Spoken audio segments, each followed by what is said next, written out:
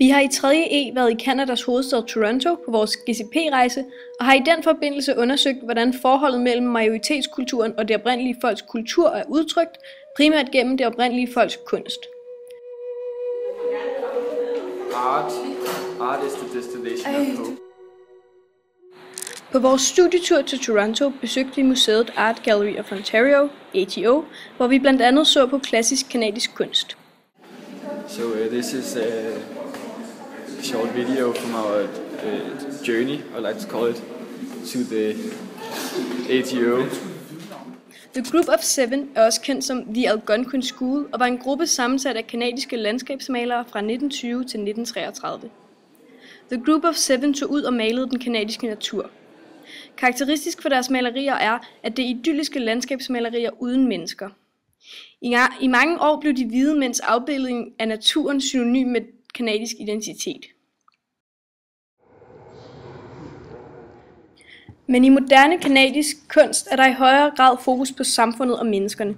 Her ses malerier af William Kurelek, hvor det tydeligt ses, hvordan menneskerne har tæmmet naturen.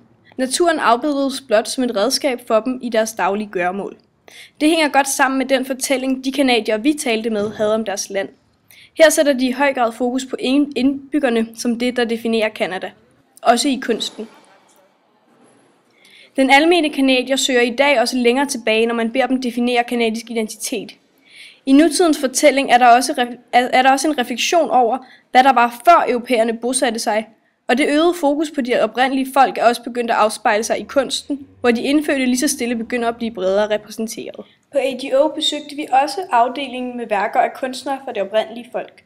Mange af disse brugte kunsten til at udtrykke de udfordringer, deres folk står overfor, såsom høje selvmordsrater, stofmisbrug, høj kriminalitet, kort levealder, racisme og fortællingen om de mange år, hvor deres folk blev undertrykt af nybyggerne.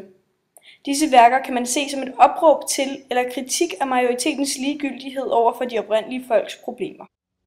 På rammereservatet mødte vi kunstneren Paul Schilling, der i modsætning til værkerne vi så på AGO, brugte sin kunst til at udtrykke det oprindelige folks livsfilosofi, som mange af folket stadig deler i dag.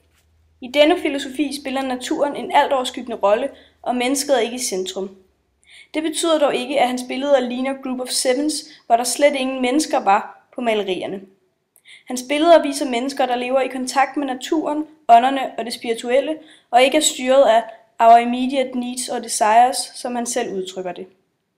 Mange af hans værker beskriver det oprindelige folks verdenssyn og kan fungere som en slags guide til, hvordan den moderne, stressede, materialistiske majoritet i Canada kan live a healthy and spiritual life, som det står i hans billedbeskrivelse. Paul Schillings værker kan ses som et eksempel på en anden måde, det oprindelige folk er begyndt at udtrykke sig på gennem kunsten. I stedet for mest at fokusere på forholdet til majoriteten i Canada, som det var tilfældet med værkerne på AGO, er det nu i højere grad ligeværdige budskaber og ønsket om at udtrykke deres kultur, der står i centrum. Paul Schilling ligestiller på den måde det oprindelige folks kunst med andre minoriteter, såsom det frankofone mindretalskunst.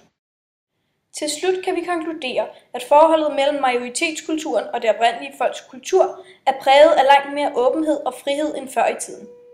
I dag har det oprindelige folk mulighed for at udtrykke sig, som det vil, og kan derfor bruge kunsten til at udbrede deres verdensopfattelse og skabe fokus på deres problemer.